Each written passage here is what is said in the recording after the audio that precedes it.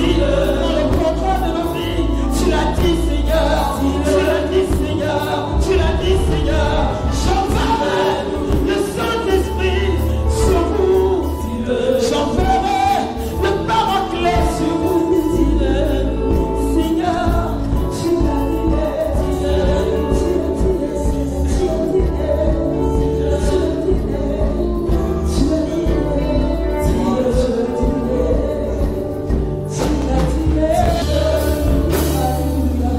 Gloire à Jésus. Bien-aimés, merci de m'avoir acclamé. Est-ce que nous pouvons nous tenir debout et acclamer celui qui mérite d'être acclamé? Alléluia. Il mérite d'être célébré. Il mérite d'être glorifié. À lui seul soit toute la gloire. Alléluia. Le Seigneur est merveilleux. Le Seigneur est merveilleux. Et je ne cesserai de bénir son nom et de lui rendre toute la gloire pour le salut qu'il nous donne. Alléluia. Que le Seigneur vous bénisse. Veuillez vous asseoir. Je suis tellement content quand je viens en Côte d'Ivoire et que je vois des gens heureux, ensemble, en train de louer, adorer le Seigneur. Cette chaleur-là nous manque là-bas. Nous n'avons pas cela là-bas et c'est difficile. Lorsque nous arrivons ici, c'est comme nous sommes arrivés dans un autre monde. Le plus souvent, quand j'arrive à l'aéroport, je dis non, la vie, c'est ici. Il n'y a plus de vie là-bas. Parce que tu vois des gens qui sont dehors à 1h du matin, contents, heureux, en train de marcher. Mais nous n'avons pas cela là-bas. Bien au contraire, nous sommes enfermés, nous sommes confinés, nous sommes contrôlés. Et je bénis le nom du Seigneur pour la Côte d'Ivoire. Alléluia. Je bénis le nom du Seigneur pour la Côte d'Ivoire. Bien-aimés, je vous salue dans le précieux, glorieux nom du Seigneur Jésus-Christ. Je suis en Côte d'Ivoire depuis quelques jours et je suis à profiter et passer saluer Papa Dao, que je tiens à remercier, qui a voulu que je fasse le culte avec vous. Et je tiens à lui dire merci. Merci à ses collaborateurs, merci au conseil de l'Église pour la confiance qu'il me fait de prendre la parole dans son assemblée.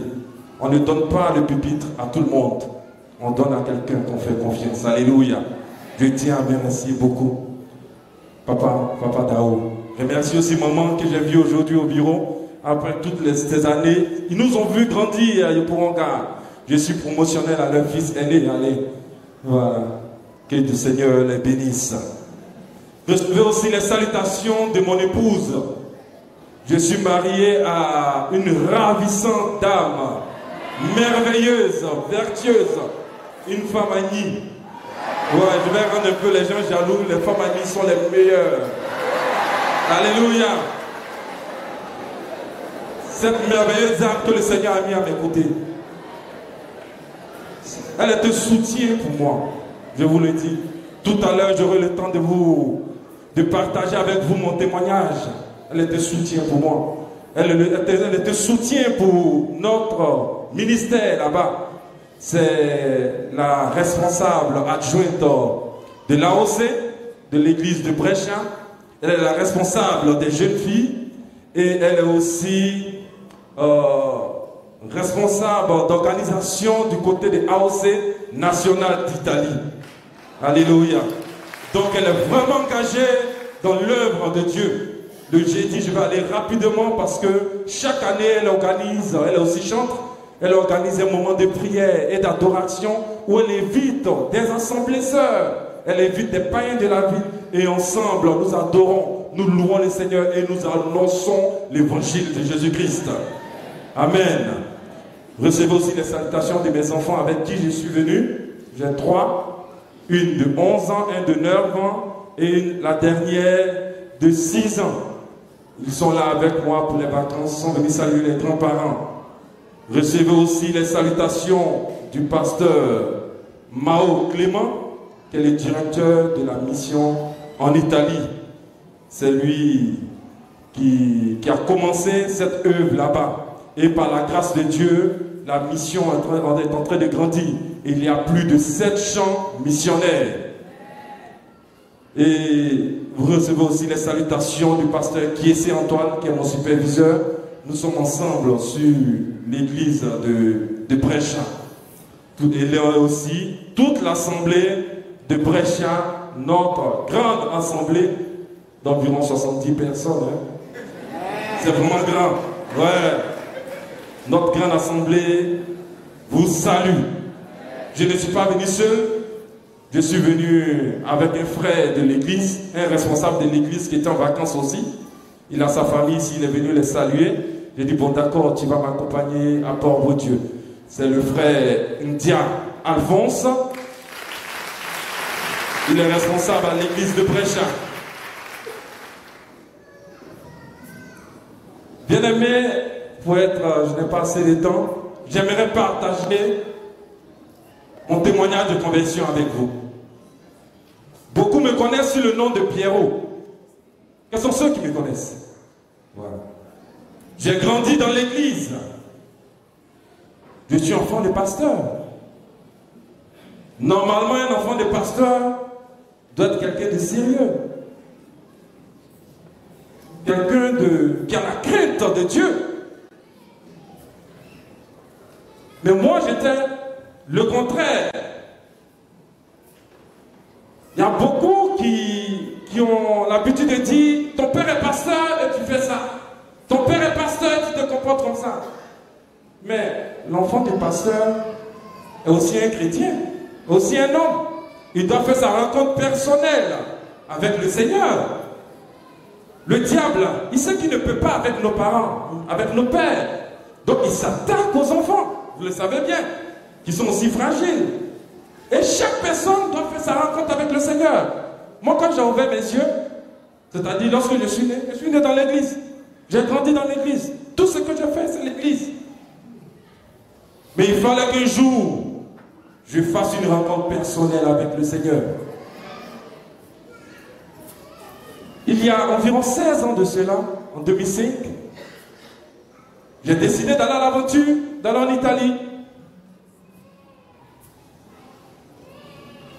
Nous avons monté des dossiers, un faux passeport, où je m'appelais El Hadj Mustafa. Je ne dis pas le reste pour ne pas qu'on puisse retrouver, tout est filmé, on est suivi sur Facebook. El Hadj Mustafa, j'avais 26 ans. J'ai laissé ma barbe, mes cheveux. Et mon père me demandait, mais rase-moi ça. Mais je savais ce que j'étais en train de faire. Je ne voulais plus rester en Côte d'Ivoire. J'avais atteint un niveau de banditisme, je ne sais pas combien de degrés. J'ai fréquenté les boîtes de nuit. Je venais quand même à l'église le dimanche.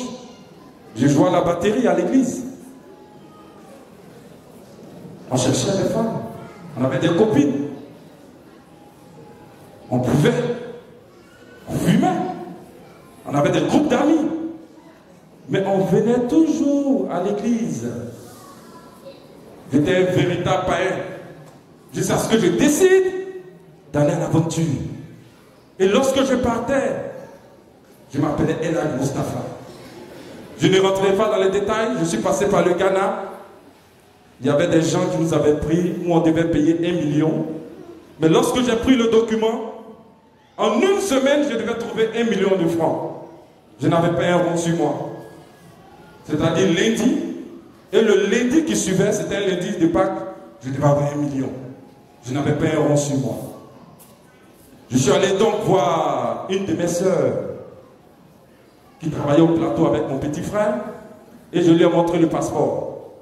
Elle voit El Hadj Mustafa, elle voit l'année, mais c'est ma photo qui est là. Elle dit, mais qu'est-ce que tu veux faire? J'ai dit, non, je vais partir à l'aventure. Elle dit, toi Pierrot, vraiment, tu nous mets dans des situations bizarres. Ben, tu as été toujours chanceux. Ça là, si on fait, tu vas rentrer là-bas, tu vas partir. Effectivement, elle a décidé de me donner 600 000. Elle dit, bon, je vais te donner 600 000. Mais il faut qu'on dise la moitié de vérité à papa avant de partir.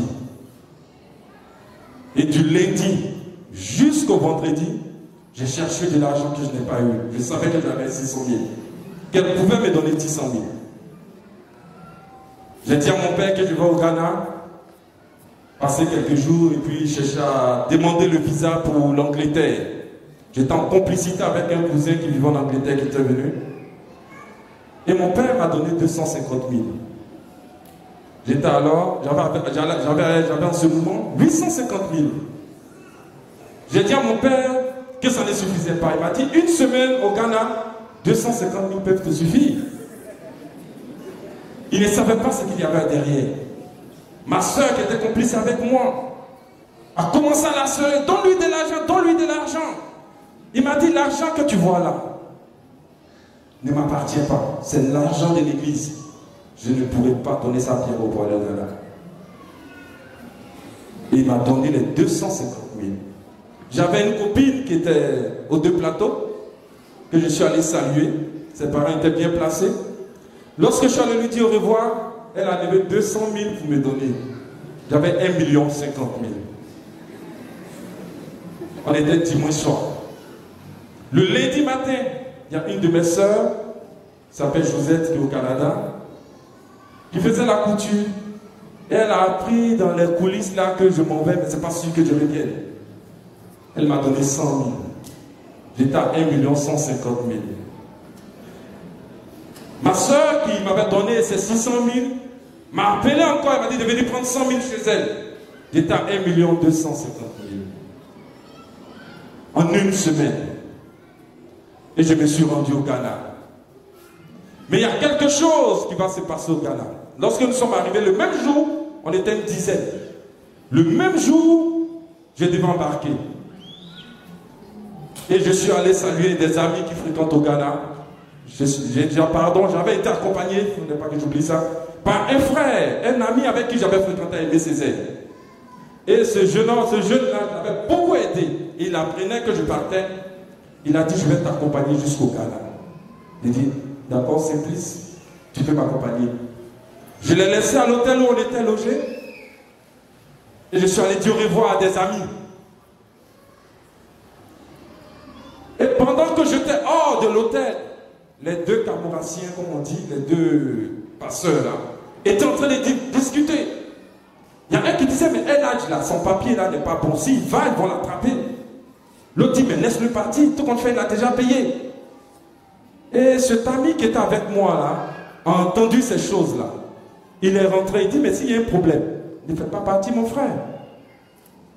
Et parmi eux, il y a un qui a décidé de revenir encore en Côte d'Ivoire pour changer le cachet qu'ils avaient mis sur le passeport. Ce n'était pas un bon cachet. Et c'est ce qui s'est fait. J'ai fait 10 jours au Ghana et j'ai embarqué pour la Libye. Oui, parce qu'on n'avait plus d'argent. J'ai embarqué pour la Libye. Mais en avion, pas en bateau. En Libye, j'avais aussi une barbe. Je ressemblais à un musulman. J'avais porté un chapeau, je me suis fait vieillir. Et je suis passé. Mais je vous dis ces choses pour dire que ce n'était pas de moi-même. Je voyais la main de Dieu qui se passait. Parce que bien avant de partir pour la Libye, j'ai fait un culte le dimanche dans une église où je me suis mis à prier pour ce voyage-là. Et j'ai entendu une voix qui me dit, tu vas partir pour me servir. Je suis arrivé en Libye, j'avais le rang, il y a le policier avec une loupe qui contrôlait les passeports, mais ils n'ont pas vu de faille. Et j'ai décollé pour l'Italie. J'ai arrivé en Italie le 8 avril 2005 à 10h, le jour où on enterrait le pape Jean-Paul II. Le jour où l'Italie était le pays le plus surveillé au monde, avec le nom El Hadj Mustapha, avec 40 € dans ma poche, un trolley où il y avait un t-shirt et une culotte, il n'y avait rien. Et lorsque la douane m'a arrêté, ils m'ont dit, mais la réservation d'hôtel, j'ai dit, je n'ai pas de réservation d'hôtel, j'ai oublié. Mais vous déclarez combien sur vous? J'ai dit, j'ai déclaré 1 500 000. Pourtant, je n'avais rien sur moi. La dame m'a regardé et elle a mis le cachet. Entrez. Je rentre, je ne sais pas où aller. C'est là maintenant je vais prendre le téléphone pour appeler en Côte d'Ivoire. Pour dire je suis rentré en Italie. Ce jour, j'ai failli tuer mon père parce qu'il était assis au bureau. Quand ma mère l'a appelé pour lui demander où se trouve ton fils. Tu sais où se trouve ton fils? Il dit le Ghana. Elle dit ton fils est à Rome actuellement. Et il est resté là pendant des minutes. Pour vous dire que j'étais vraiment bandit. Ah oui. J'étais vraiment bandit. Et par la grâce de Dieu, je suis rentré. Mais il y a une seule chose que je n'ai pas laissée quand je suis rentré en Italie. Je continuais encore ma mauvaise vie. Mais j'étais toujours à l'église les dimanches. Je pouvais aller boire, m'amuser avec des amis, aller à des concerts, faire certaines choses. Mais dans la ville où on se trouve, j'ai demandé une église évangélique où je vais aller faire le culte. Souvent ils sont saoulés, ils sont dans la voiture. Moi je fais toujours le culte. Parce qu'il y a une petite graine que les parents s'aimaient en nous. Alléluia. En 2006, j'ai rencontré ma femme. En temps, c'était pas ma femme. C'est une jeune fille très belle que j'avais croisée, que j'ai aimée, qui aimait le Seigneur. Et nous sommes restés ensemble pendant des années. On vivait la chasteté. Bon, elle vivait la chasteté avec moi. Voilà. Elle vivait la chasteté avec moi. Parce qu'elle a dit on n'est pas mariés. On n'est pas mariés. On ne peut pas sortir ensemble. Il dit tout compte fait, toi tu es ma femme. Voilà. Jusqu'à ce qu'un jour elle puisse céder. Parce qu'elle attendait ce que je faisais dans la ville. Les filles avec qui je sortais dans la ville. Elle dit mais c'est mieux de sortir avec lui. Et puis va arrêter cela. C'était encore une erreur. Elle a pris une maison et on a commencé à vivre ensemble. On partait toujours à l'église, dans une église évangélique africaine. Je jouais au piano, elle chantait. C'est vrai que les gens murmuraient, mais on pouvait dire qu'il y a la réalité en Europe. On est dans la même maison, chacun peut-être dans sa chambre, on n'est pas obligé de coucher ensemble. Jusqu'à ce qu'elle tombe enceinte. Et lorsqu'elle est tombée enceinte, on nous a mis sous discipline. Voilà. Mais c'est par là que le Seigneur va passer pour que je puisse faire une rencontre réelle, une véritable conversion avec lui. Elle était enceinte de 6 mois. Et moi j'étais au travail, j'avais fait la nuit. Elle se sentait mal et l'ambulance est venue la chercher. Le matin, quand je suis descendu, j'ai dit bon, je vais dormir un peu et après me rendre à l'hôpital pour aller la voir. Quelques minutes après, on me rappelle, monsieur, venez parce que votre femme doit accoucher. J'ai dit mais elle est enceinte de 6 mois. Comment elle peut accoucher? Monsieur, dépêchez-vous, venez. Après, on me rappelle, donnez-nous le nom de l'enfant. J'ai dit, mais je ne sais même pas si c'est une fille ou un garçon. Parce que là-bas, lorsque la femme accouche, on écrit en même temps le nom de l'enfant et on transmet ça à la mairie. Voilà, les parents, quelques jours après, vont à la mairie pour prendre l'extrait déjà établi. Donc, lorsque tu donnes le nom, c'est vraiment difficile de changer. Ou bien il faut faire recours en justice pour pouvoir changer le nom. J'ai dit, appelez-la Emmanuel. Et appelez l'enfant Emmanuel, pardon. Et le temps de m'apprêter pour arriver, elle était déjà au bloc opératoire. Ils étaient en train d'enlever l'enfant. Je me suis arrêté là avec sa petite soeur. Et je vois quelque chose, je peux dire. Ils vont sortir d'une couveuse. Mais c'était pas énorme. Elle n'était pas formée. C'est pour moi, mais elle n'était pas formée. Quand j'ai vu l'enfant, j'ai tourné mon regard. J'ai dit, où est la maman? C'est la maman qui m'intéresse. On dit, mais monsieur, vous venez avec nous pour voir où on va mettre l'enfant. J'ai dit non, allez-y. Parce que je ne pouvais pas regarder ça. C'était trop difficile pour moi. Je ne pouvais pas vivre cette situation. J'ai appelé mon patron pour dire que je ne pourrais pas venir travailler le soir.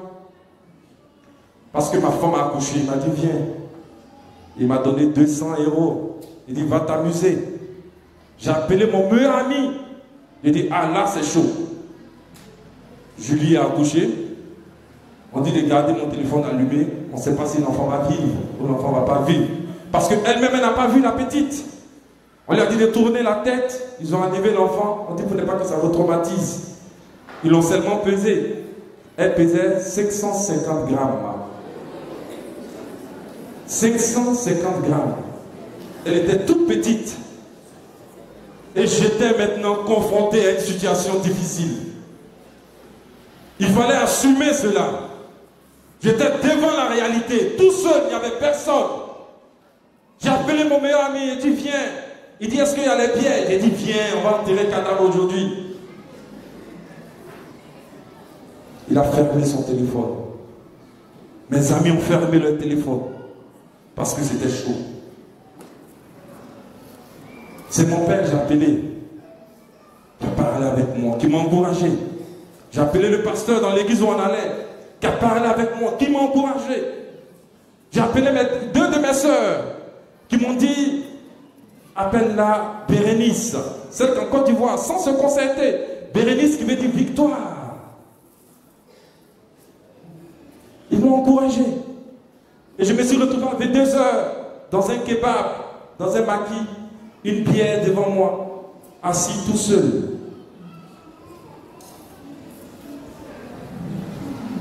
J'ai réalisé que la vie n'était pas comme je pensais. Je n'ai pas dormi de la nuit. Le Saint-Esprit faisait son œuvre dans mon cœur réellement. Le dimanche matin, je me suis réveillé. Je suis allé à l'église. Je me suis assis derrière. Et j'ai commencé à pleurer sur mes péchés. J'ai commencé à demander pardon à Dieu pour ma vie. Pardon au Seigneur pour ma vie. La mauvaise vie que j'ai menée. Et depuis ce jour, depuis le 7 novembre 2010, j'ai donné ma vie réellement au Seigneur. Alléluia. J'étais enfant du pasteur. Je suis enfant du pasteur. Et je bénis Dieu parce qu'aujourd'hui, il m'a amené en Italie pour le servir. Et je suis content, je suis heureux de prêcher l'évangile.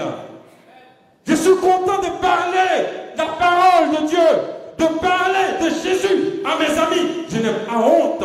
Bien au contraire. Et il m'appelle pasteur maintenant. C'est avec qui je buvais. Je bénis le nom du Seigneur d'être son serviteur. Parce que j'ai vu sa main sur moi. Et ma fille, notre fille, vit. Elle a 11 ans. Elle n'a pas de séquelles. Non, une lame n'a pas touché son corps. Elle a fait 3 mois dans la couveuse. Donc les parents partaient voir nos enfants. Il y a plusieurs situations. Il y a d'autres parents qui sortent avec les enfants aveugles.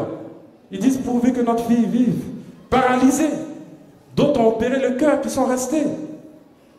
Mais nous, notre fille, au contraire, on nous demandait pardon. Venez la chercher. Elle mange trop, elle mange trop. Et elle est sortie à 2 kilos. Quand elle sortait à 3 mois, elle avait 2 kilos. Et par la grâce de Dieu, elle vit. Et nous avons eu encore un fils du nom de Samuel et une dernière du nom de Ketura. Et que le Seigneur vous bénisse, bien-aimés. Alléluia. Que le Seigneur vous bénisse. Ne jugez pas les enfants des pasteurs. Je suis un témoignage. Ce genre de trucs, beaucoup ne savaient pas. Ne jugez pas.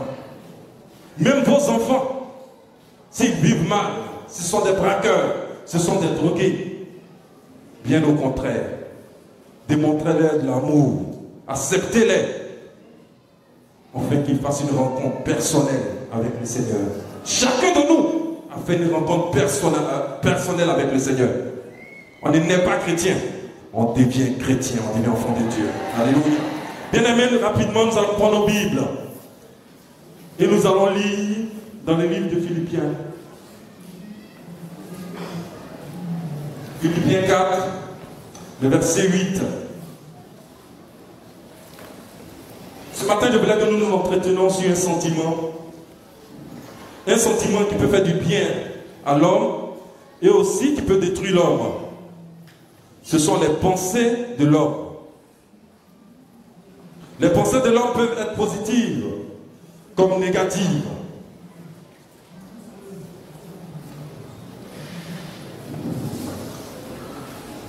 Philippiens 4, chapitre 4, le verset 8. Il dit, l'apôtre Paul dit, au reste, frères, que tout ce qui est vrai, tout ce qui est honorable, tout ce qui est juste, tout ce qui est pur, tout ce qui est aimable, tout ce qui mérite l'approbation, ce qui est vertueux et digne de louange, soit l'objet de nos pensées. Alléluia. Bien, mais comme je disais tout à l'heure, les pensées de l'homme peuvent être positives comme négatives. Donc le thème, c'est les pensées de l'homme et ses conséquences.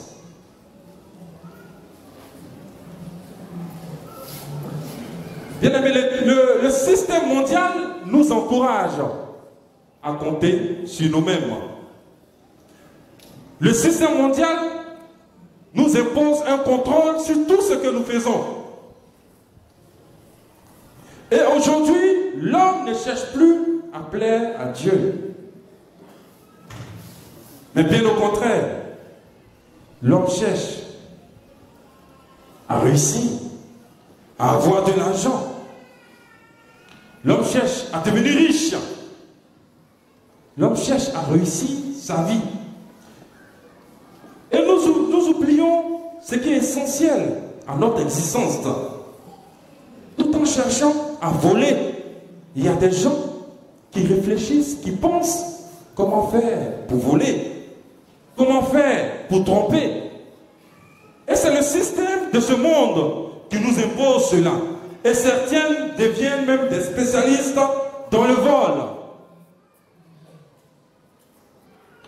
Au lieu de nous soucier à chercher comment faire pour plaire à Dieu, comment faire pour plaire au Créateur, comment faire pour plaire à notre Sauveur, l'homme fait le contraire et rejette ce qui est essentiel à notre existence sur terre.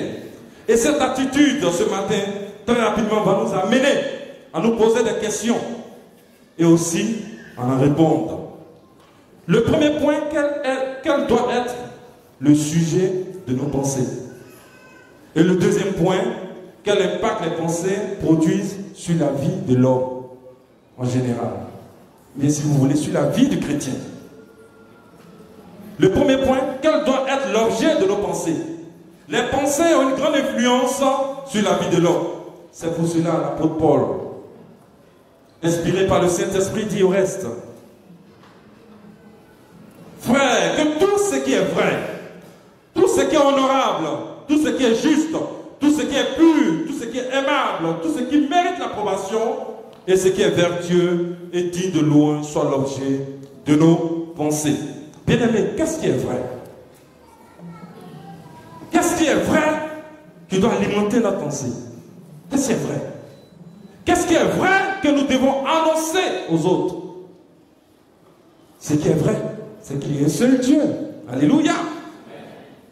C'est qu'il y a un seul Dieu, créateur du ciel et de la terre, bien-aimé.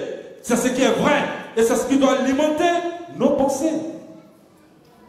Il y a un seul Dieu éternel qui n'a ni commencement ni fin.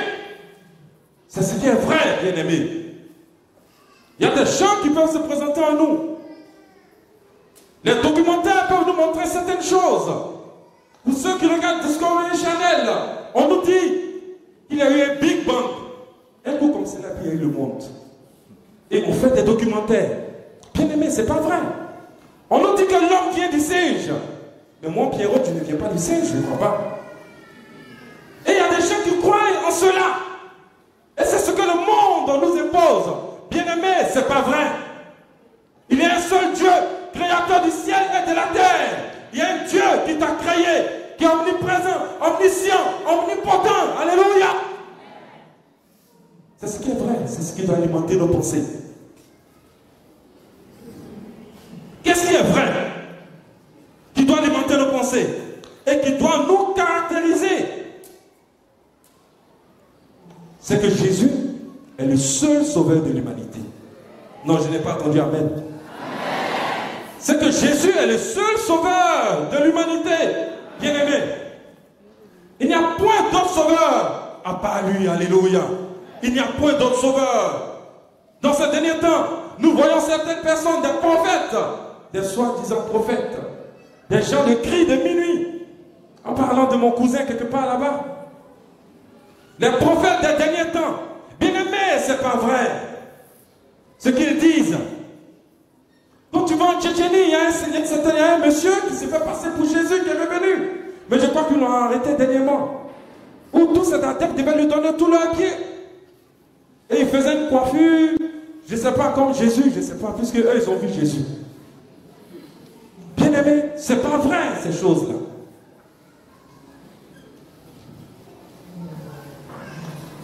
Ce qui est vrai, c'est que celui qui croit au Seigneur Jésus, à la vie, celui qui ne croit pas Jésus, n'a pas la vie, bien aimé.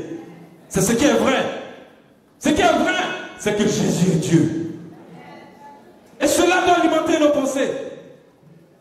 Ce qui est vrai et qui doit demeurer dans notre esprit, c'est que la Bible est vraie. Beaucoup cherchent des passages contradictoires.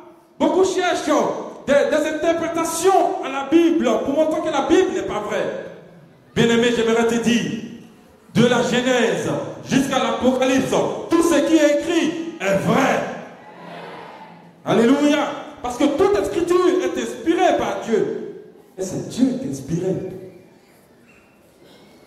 Ses serviteurs ont écrit. Et nous devons croire à la Bible. C'est ce qui est vrai.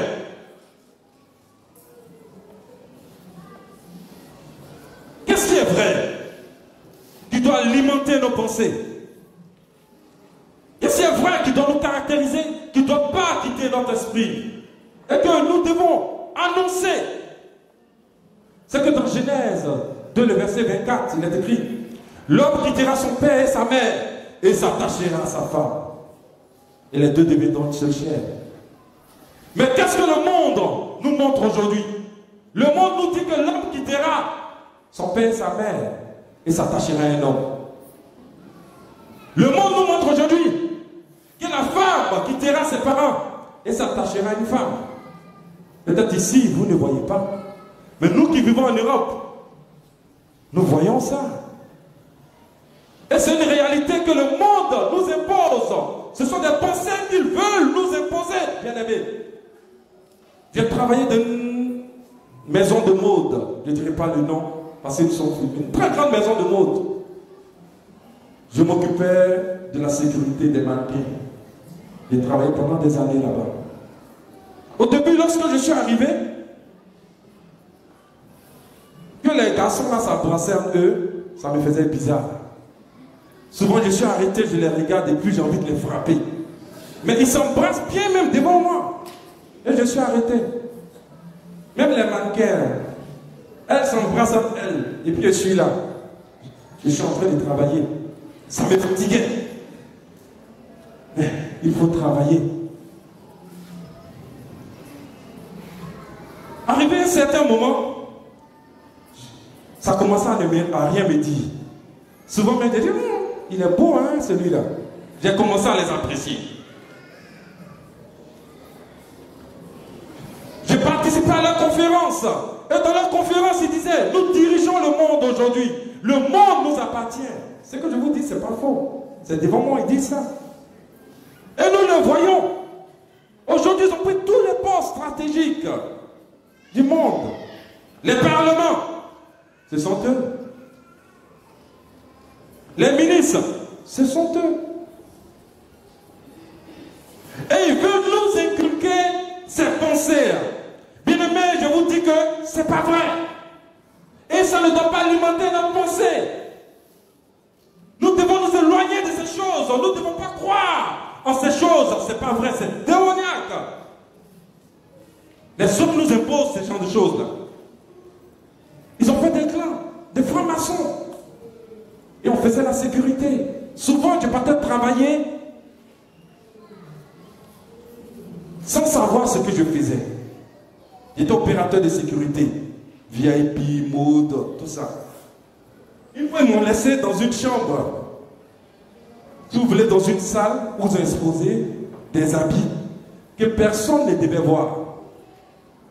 Et c'est moi seul qui était habilité à rentrer dans cette salle-là. Avec un code que mon patron même n'avait pas. Pendant 2 jours. Mais les habits là sont là-bas pour qui? Le monsieur là, on devait faire certaines incantations sur ses habits. Et c'est moi seul qui était là-bas. Et ce sont des francs-maçons. Avant un défilé de mode, moi j'étais toujours derrière avec les mannequins. Il y a certaines choses qu'on voyait. Le styliste, quand on le voit à la fin, il sort pour saluer les gens. Et qu'il retourne. Mais vous ne savez pas ce qu'il fait derrière. Le nôtre, quand il vient, personne ne doit parler dans la salle. Il s'est retourné derrière, hein.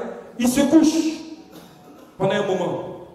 Mais lorsqu'il se lève, tu entends des cris. Mais les gens sont bernés, c'est fini, il les a pris. Un habit comme ça, vous allez payer ça à 3 millions. Hein. Et vous trouvez ça beau. Et le monde entier pour venir vers lui. Et pour quitter ce travail-là, c'est un ami qui a attiré mon attention. Un jeune frère que j'avais envoyé là-bas. 6 mois après, lui, le plus souvent, il travaillait dans les salles où on devait faire des défilés de mode. Et à la veille du défilé de mode, il y a le styliste, son assistante, et un monsieur qui est habillé bizarrement, hein, comme un prêtre, bizarre. Je n'ai pas vu celui qui m'expliquait. Ils avaient quelque chose en main. Ils devaient marcher sur la piste où les modèles, les mannequins allaient passer. Ils devaient faire des rituels sur la piste. Et lui, puisqu'il est de la sécurité, on ne peut pas le déplacer. La dame lui a dit, est-ce que vous pouvez vous tourner un peu, vous mettre à l'écart? Il dit non. Et ils ont mis une certaine musique. Ils ont commencé à faire certaines choses. Après, il m'a appelé, il dit, Pierrot, je pars de ce coin. C'est la maison du diable. Je pars de ce coin, c'est la maison du diable. Voici ce qu'ils viennent de faire. Effectivement. On participait à des choses dont on ne savait pas. Sûrement des réunions de franc-maçonnerie.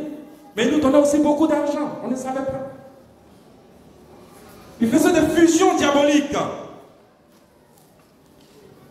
Et ce sont ces choses-là qu'ils imposent au monde. Aujourd'hui, tu ne peux pas regarder la télévision en Europe. Même si la chaîne nationale, tu regardes en Italie, tu vas voir 2 garçons qui sont en train de s'embrasser pour publicité de parfum. 2 garçons vont s'embrasser. Publicité de pommade, vous allez voir 2 femmes qui sont en train de s'entrelacer et de s'embrasser. Et nos enfants regardent. Tu as la possibilité maintenant de choisir ton sexe. C'est-à-dire nos enfants que nous avons accouchés. À 18 ans, il peut aller. Mon fils me dit non, je ne suis plus garçon. Je vais être femme. Au lieu de m'appeler Samuel, je vais m'appeler Samuela. Oui, parce qu'ils ont ce droit de le faire. Et c'est ce que le monde nous impose. Ils ne se cachent plus. C'est en Côte d'Ivoire ici. Les gens se cachent. Tu n'as pas le droit de les insulter. Ils ont le droit maintenant d'adopter des enfants. Et l'Italie même, qui est l'église, qui est le pays, on peut dire, qui représente l'église, marie les homosexuels. Il y a certains pasteurs qui n'ont pas le droit de dire ce que moi je suis en train de dire là-bas. S'ils disent, ils auront des problèmes. Et ça même en Suisse, ce n'est pas possible de dire ça. Parce qu'il y a la liberté d'expression. Il y a la liberté de vie. Que eux, ils nous imposent. Bien aimé, ceux-là ne doivent pas alimenter nos pensées. Pour aller plus rapidement, qu'est-ce qui est vrai? Ce qui est vrai, c'est que nous devons faire confiance en Dieu. Je dis ce qui est vrai, c'est que nous devons faire confiance en Dieu, en toutes choses. Pour la philosophie de l'homme, il nous dit, souvent tu attends, aide-toi et le ciel t'aidera. Et d'autres me vont dire que c'est dans la Bible. Je dis c'est faux, c'est pas dans ma Bible. C'est pas une bonne pensée ça. Aide-toi et le ciel t'aidera. C'est pas vrai. Il y a des gens qui vont voir aujourd'hui des féticheurs pour demander de certaines choses, étant chrétien. Maintenant, les féticheurs ne sont plus dans des cases, bien au contraire, ils sont dans des villas. Je n'ai pas dit que c'est mauvais de payer des médicaments indigènes, hein? Je n'ai pas dit ça. Mais si vous partez prendre des maisons, des médicaments indigènes, qu'on vous dit amener un poulet, un mouton, allez-y, sortez. Et ces gens-là apprennent des trucs. Le diable aussi fait des miracles. Hein? On a vu avec Moïse. Il a jeté le bois est devenu serpent. Les magiciens de Pharaon ont jeté aussi 2 serpents. Alléluia. Vous pouvez aller. Et demain, il y a des conséquences. Tu veux un enfant, tu accouches l'enfant, et peut-être il a son nez sur sa nuque. C'est l'œuvre du diable. Alléluia. Parce que tu n'as pas fait confiance en vous. On ne cherche pas de raccourci avec Dieu, bien-aimé. On fait confiance en Dieu en toutes choses. La parole de Dieu dit, confiez-vous en l'Éternel. C'est-à-dire, lui, il se met devant et nous sommes derrière. Alléluia. On met Dieu toujours devant. Voilà. Lorsqu'on veut se confier au diable, on veut mettre le diable devant ou encore nous-mêmes nous mettre devant et mettre Dieu derrière. Ce sont les déceptions, c'est l'échec, ce sont les tribulations et c'est la désolation dans notre vie, bien-aimés. Que le Seigneur nous aide. Que le Seigneur nous aide. Je peux dire beaucoup de choses qui sont vraies, nous n'allons pas quitter ici. Qu'est-ce qui est vrai qui doit alimenter nos pensées? Ce qui est vrai, c'est que le sang de Jésus-Christ nous purifie. Alléluia. C'est que le sang de Jésus nous purifie. Il n'y a pas autre chose. Aujourd'hui, nous entendons plein de choses. Il y a certaines doctrines. Il faut goûter la femme avant de la marier. Ou un chrétien peut marier 2 femmes. Mais où est la place du péché? Où est la place de l'impudicité? Où est la place de l'adultère? On vous dit de prendre du sel pour vous laver, pour vous purifier. Bien aimé, c'est faux. C'est pas vrai. La Bible ne nous enseigne pas ça. Ces choses-là ne doivent pas alimenter nos pensées. Bien au contraire. Ils vont même jusqu'à dire que le chrétien ne peut pas perdre le salut. Dès qu'on t'a baptisé, c'est fini. Tu peux vivre comme tu veux. Tu peux boire comme tu veux. Mais c'est faux, bien aimé. Si tu es chrétien, que tu crois en ce genre de choses, tu vas aller en enfer. Si tu n'es pas chrétien, que tu es là aussi pour la première fois, je te dis que ces choses ne sont pas vraies. C'est pas après avoir reçu son baptême, on a le salut, la vie éternelle. Bien au contraire. Mais c'est le sang de Jésus-Christ qui nous purifie, bien aimé. Dans 2 Corinthiens 7, 11, il dit, purifions-nous de toute souillure de la chair et de l'esprit. Pour ceux qui prennent note aussi, Hébreux 12, 14, nous parle de la sanctification. N'écoutons pas ces gens qui sont sur ces réseaux sociaux. Il y a des bons, mais il y a d'autres aussi qui véhiculent de mauvais messages. C'est vrai. On peut chuter. On peut blesser.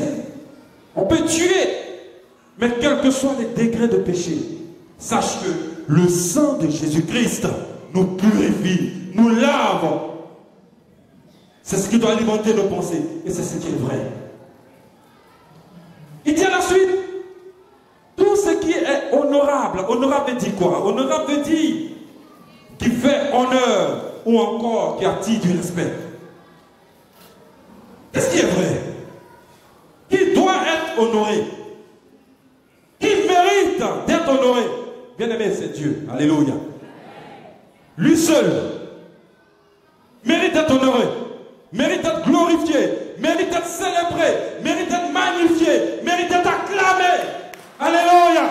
C'est lui seul qui mérite. Il n'y a personne. Personne.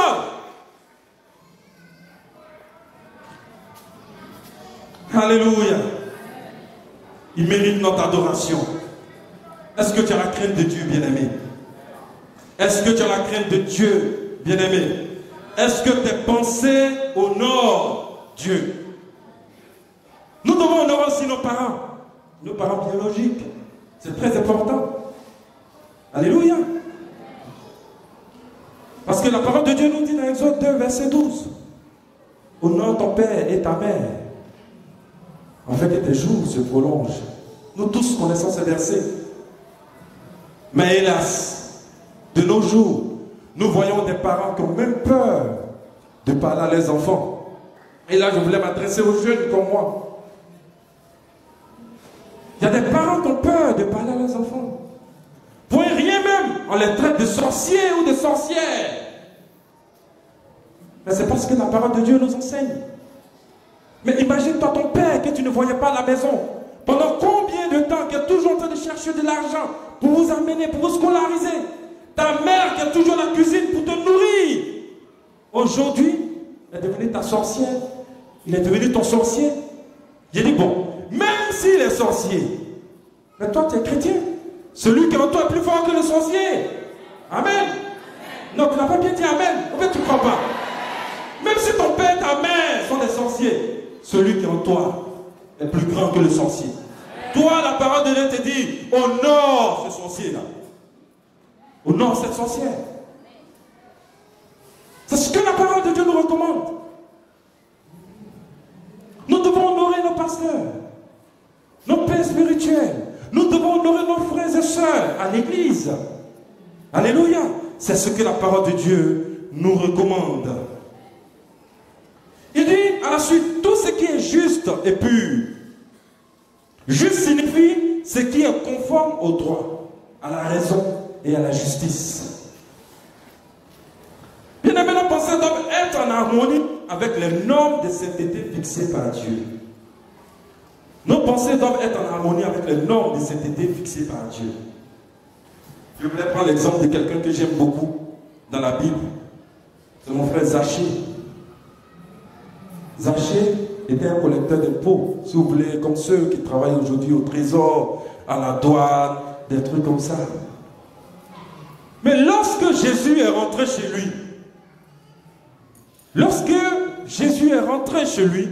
il a trouvé juste de restituer ce qu'il avait volé.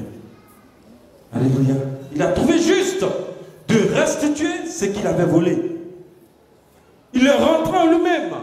Il a vu le tort qu'il avait fait à certaines personnes. Et il a décidé de restituer ce qu'il avait volé. Bien aimé, ce qui est juste est ce qui doit alimenter nos pensées. Nous devons poser des actions justes en tant que chrétiens. Nous devons poser des actions justes.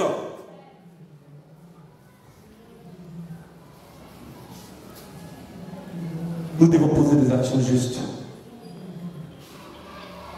Tu ne peux pas être un fonctionnaire simple, comme un collecteur d'impôts, et puis avoir 10 immeubles. En Europe, ce n'est pas possible.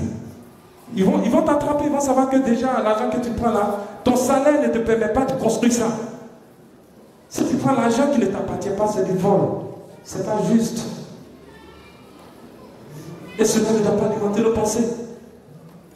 Si tu travailles sur la route, tu as arrêté une voiture en parlant de nos policiers, nos gendarmes, nos douaniers. S'il n'est pas en règle, applique la loi. C'est ce qui est juste. C'est ce que la parole de Dieu nous recommande. Il ne faut pas te compromettre. Alléluia. C'est un peu difficile de dire ce genre de choses. Mais nous devons en parler. Parce que ce genre de choses peuvent nous faire perdre notre salut. On serait étonné d'envoyer même des dîmes de 1 million à l'église. Mais cet argent-là, est-ce que tu peux le justifier? Non, bien-aimé. Que le Seigneur nous aide. Que le Seigneur nous aide. 1 Thessaloniciens 4, verset 7 nous dit, car Dieu ne nous a pas appelés à l'impureté, mais nous a appelés à la sanctification.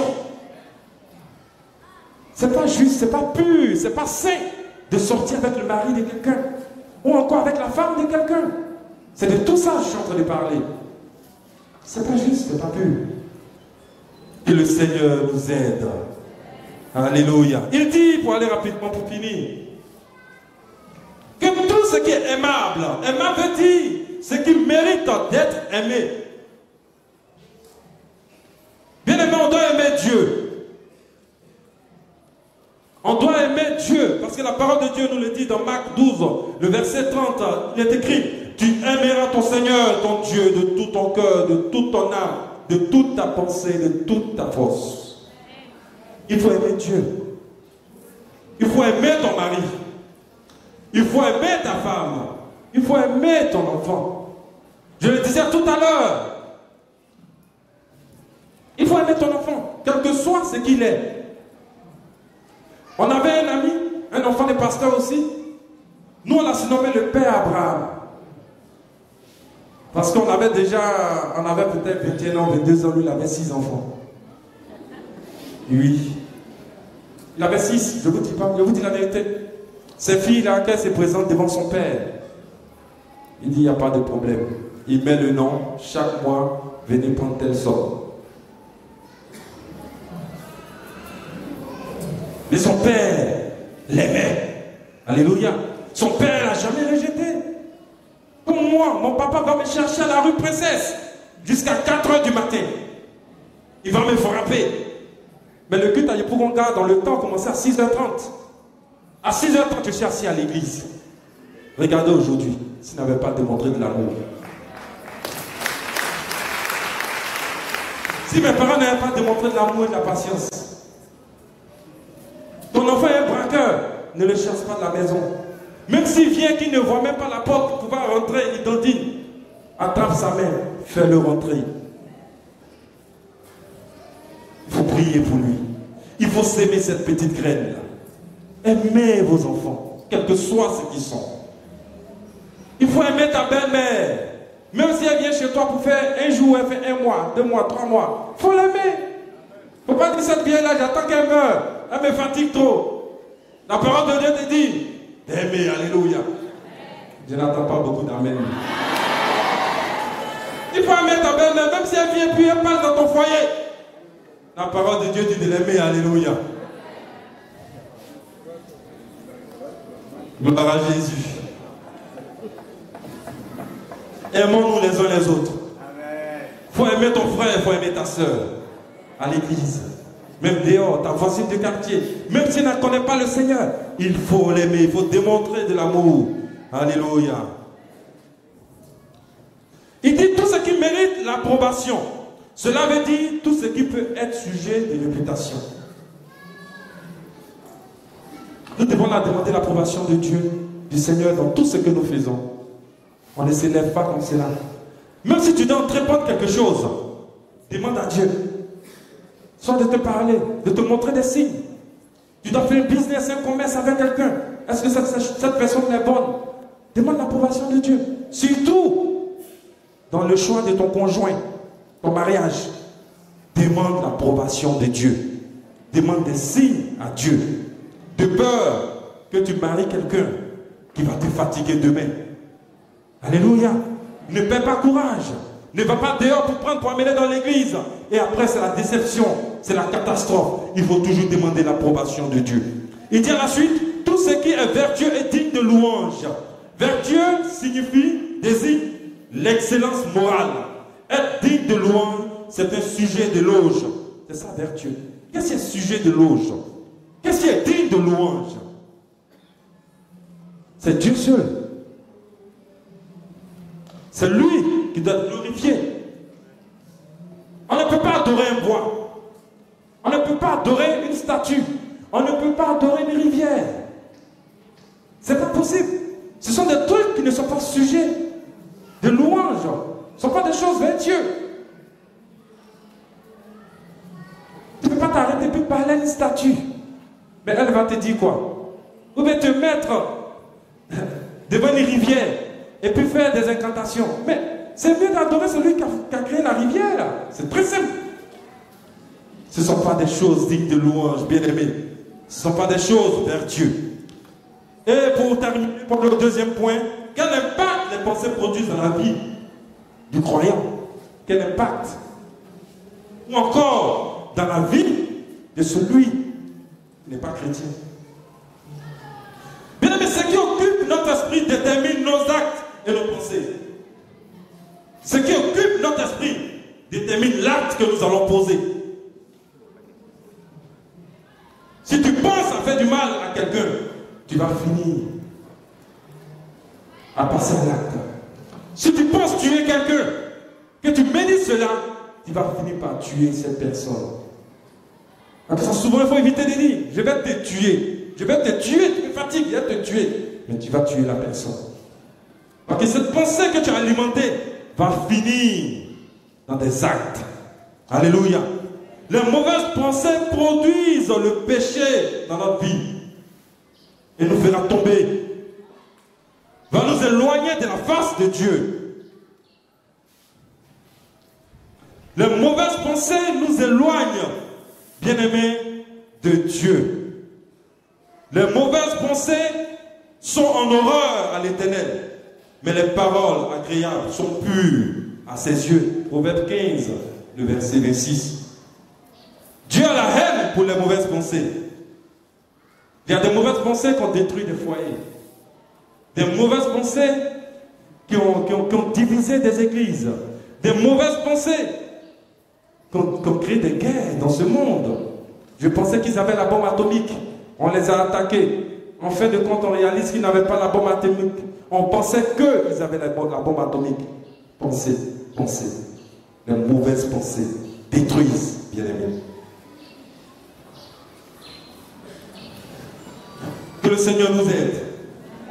Les mauvaises pensées attristent le Saint-Esprit en nous. Tu penses mal de ton prochain. Le Saint-Esprit ne peut pas travailler en toi. L'Esprit de Dieu ne peut pas te parler, sachant que tu es un esprit qui ne glorifie pas, qui n'honore pas Dieu. Bien-aimés, libérons notre esprit. Si les mauvaises pensées produisent des effets négatifs, produisent de la mort dans notre vie, la mort physique, la mort spirituelle, mais il y a aussi de bonnes pensées. Les bonnes pensées donnent de l'énergie à l'homme, donnent de l'énergie aux chrétiens. Les bonnes pensées nous rapprochent du Seigneur. Les bonnes pensées éloignent le péché de nous. Les bonnes pensées, bien-aimés, nous plongent dans une adoration véritable avec notre Seigneur Jésus-Christ. Les bonnes pensées nous amènent à faire du bien.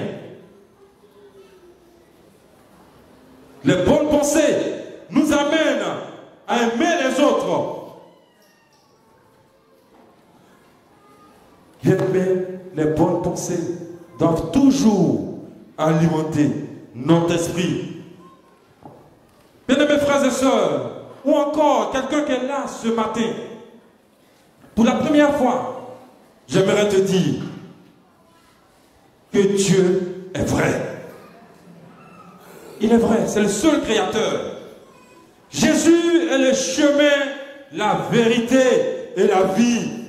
Il n'y a point de salut à part Jésus. C'est ce qui est vrai. Et c'est ce qui doit alimenter nos pensées. En son nom, les malades sont guéris. En son nom, les morts ressuscitent. En son nom, nous avons la victoire sur les démons. Nous avons la victoire sur le péché. Jésus nous donne la paix. Il dit, je vous donne ma paix. Je vous laisse ma paix. Je vous donne ma paix. Je ne vous la donne pas comme le monde vous la donne. Que votre cœur ne se trouve pas. Bien-aimé, pourquoi se lamenter? Pourquoi avoir une pensée qui est loin de Dieu? En Jésus, nous avons tout.